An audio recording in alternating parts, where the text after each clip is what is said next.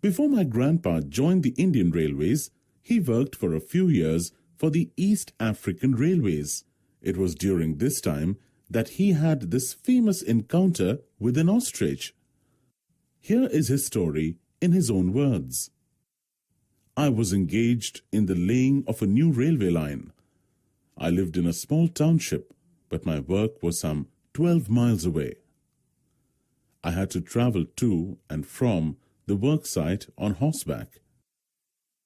One day, my horse had a small accident, so I decided to walk to work. I knew a shortcut through the hills that would save me about 6 miles.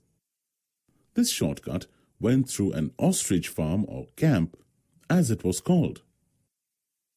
It was the breeding season.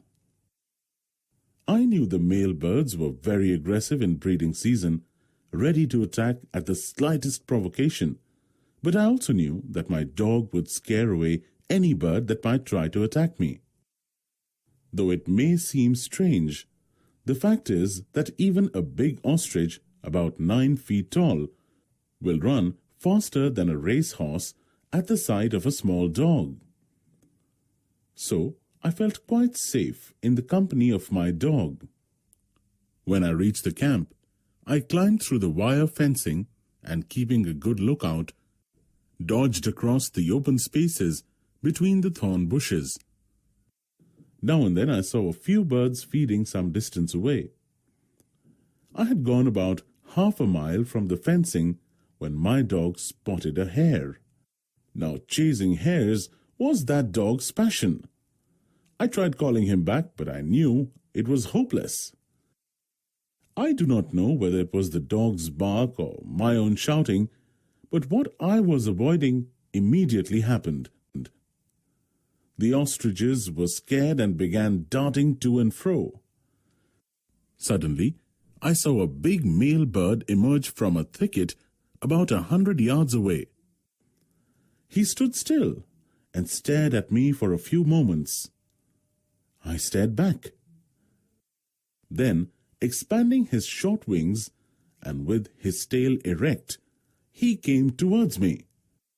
As I had nothing, not even a stick, with which to defend myself, I turned and ran towards the fence. But it was an unequal race. What were my steps of 2 or 3 feet against the creature's great strides of 16 to 20 feet? There was only one hope: to get behind a large bush and try to dodge the bird until help came. A dodging game was my only chance, and so I rushed for the nearest clump of thorn bushes and waited for my hunter. The great bird wasted no time. He was soon there. Then the strangest battle took place. I dodged this way and that, taking great care not to get directly in front of the ostrich's deadly kick. Ostriches kick forward, and with such terrific force that if you were struck, their huge chisel-like nails would cause you much damage. I was breathless, and really quite helpless. Calling wildly for help as I circled the thorn bush, I began to feel weak. How much longer could I keep going? I was ready to drop from tiredness. Suddenly, the angry bird charged straight at me. Somehow, I jumped to one side. I do not know how, but I found myself holding on to one of the bird's wings quite close to its body. It was now the ostrich's turn to be frightened. He began to turn, or dance, or waltz, moving round and round so quickly that my feet were soon swinging out from his body, almost horizontally. All the while, the ostrich kept opening and shutting his beak with loud snaps. Imagine my situation as I clung desperately to the wing of the enraged bird. He was whirling me round and round as though he were a discus thrower, and I the discus. My arms soon began to ache with the strain, and the swift and continuous circling was making me dizzy. But I knew that if I relaxed my hold even for a second, a terrible fate awaited me. Round and round we went in a great circle. It seemed as if the bird would never tire, and I knew I could not hold on much longer. Suddenly the ostrich went into reverse. This sudden move made me lose my hold, and I fell flat on the ground. Even before I had time to realize what had happened, the big bird was upon me. I thought the end had come. I raised my hands to protect my face, but the ostrich did not strike.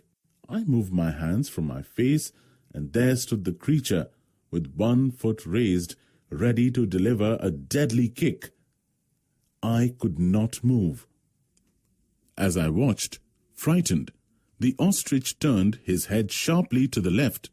A second later, he jumped back, turned, and ran away as fast as he could go. Confused, I wondered what had happened. I soon found out. To my great joy, I heard the bark of my dog, and the next moment, he was jumping around me, licking my face and hands. I gladly returned all the affection.